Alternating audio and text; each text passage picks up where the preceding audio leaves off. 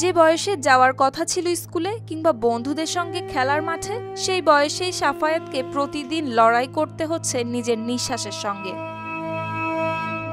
কয়েক মাস আগে হঠাৎ বুকে ব্যথা নিয়ে চিকিৎসকের কাছে গেলে জানা যায় তার হৃৎপিণ্ডে আছে একটি বড় ছিদ্র। চিকিৎসকরা বলছেন সময় থাকতে অস্ত্রোপচার করা গেলে হয়তো বাঁচানো যেত এই কোমল প্রাণটিকে, কিন্তু দিনমজুর পরিবারের পক্ষে তার চিকিৎসা ব্যয় মেটানো একেবারেই অসম্ভব হয়ে দাঁড়িয়েছে।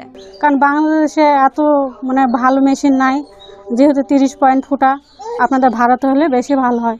তো ভাই আমাদের তো টাকা পয়সা নাই, অত 7 লাখ টাকা লাগবে বেঙ্গলে যেতে গেলে। দিনাজপুরের হিলির মধ্য বাসুদেবপুর গ্রামের আলাল খান আর সাবিনা ইয়াসমিনের ছেলে সাফায়েত, বয়স মাত্র 9 বছর। অন্যের জমিতে টিনের ঘর বেঁধে কোনো মতে বসবাস তাদের।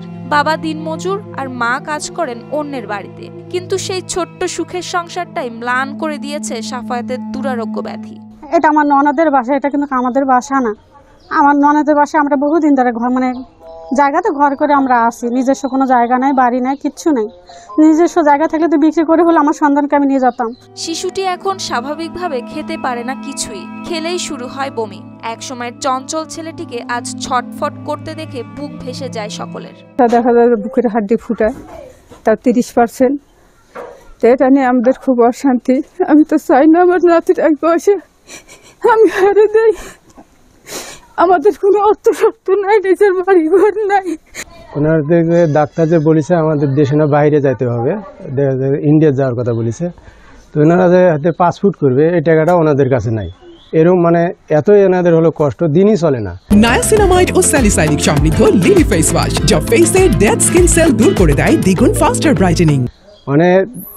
আজকে হয়তো খালো কালকে খাবে, এরকম খাওয়াই সমস্যা। গ্রামের অনেকেই সহযোগিতার চেষ্টা করছেন ঠিকই, কিন্তু এখন পর্যন্ত যেটুকু সহায়তা এসেছে তা বিশাল চিকিৎসা ব্যয়ের সামনে অতি সামান্য। তো খুব গরিব মানুষ, চিকিৎসা করার মতন তাদের কাছে এরকম ব্যয় বহন করা সম্ভব নয়।